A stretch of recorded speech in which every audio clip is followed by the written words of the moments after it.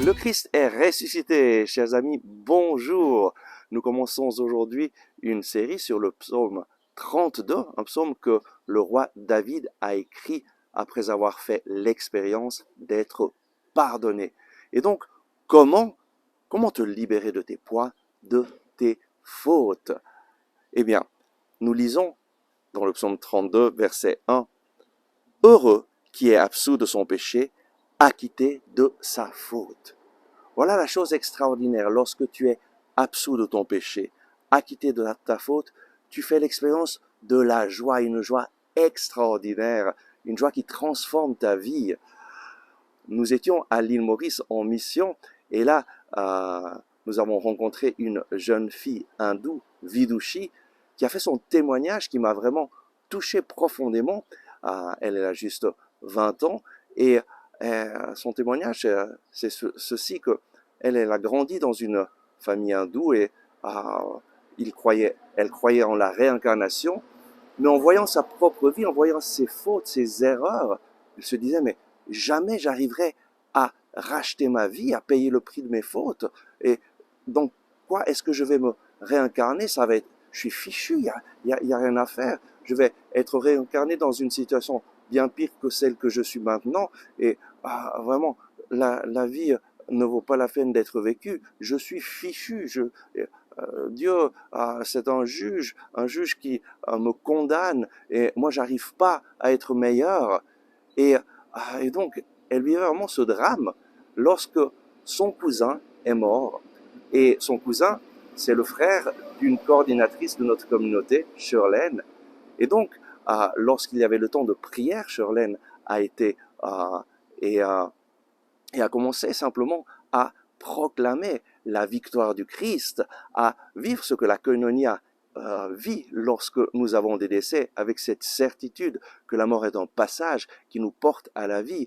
Et lorsque Vidushi a entendu que Jésus est mort pour ses péchés, qu'il nous a rachetés, qu'il a racheté tous les hommes en mourant sur la croix, qu'il y a une possibilité de pardon. Pour elle, ça a été la révélation qui a changé sa vie radicalement. Elle a accueilli Jésus-Christ dans sa vie, elle l'a mis au centre de sa vie et elle a commencé petit à petit à lire la parole de Dieu, à dévorer la parole de Dieu et sa vie a changé radicalement. Ça fait 2 ans que sa vie a changé, 2 ans qu'elle connaît Jésus, qu'elle a donné sa vie à Jésus, qu'elle vit pour Jésus tous les jours en priant avec la parole. Et elle témoigne, ma joie, c'est de me sentir pardonné. J'ai fait l'expérience que quelqu'un est mort pour moi, Jésus, et qu'à travers sa mort, il m'a sauvé. Je l'ai accueilli dans mon cœur, il m'a donné la joie, il m'a donné l'espérance, et maintenant je sais que la réincarnation, ça n'existe pas, et je suis tellement heureuse de devenir chrétienne, de donner ma vie à Jésus, je veux vivre pour Jésus. Eh bien, ce message est fondamental parce que actuellement dans notre société occidentale, eh bien, il y a plein de gens qui commencent à courir après l'hindouisme, le bouddhisme, la réincarnation, mais avec une version soft où on ne se rend pas compte de ce que ça veut dire la réincarnation. La réincarnation, ça veut dire tu dois payer le prix de tes fautes. Personne d'autre ne peut le faire à ta place. Et donc, si tu n'es pas parfait, tu devras te réincarner dans une situation pire que la tienne.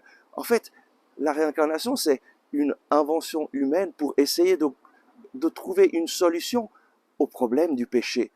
Et on se rend compte qu'on est pécheur, qu'on ne peut pas rejoindre ce Dieu parfait avec nos péchés, et donc il va falloir se réincarner. Mais la bonne nouvelle de Jésus-Christ, c'est que Dieu a tant aimé le monde qu'il ne nous laisse pas dans cette situation de péché. Il est impossible à l'homme de payer le rachat de son âme. Voilà pourquoi Jésus est venu.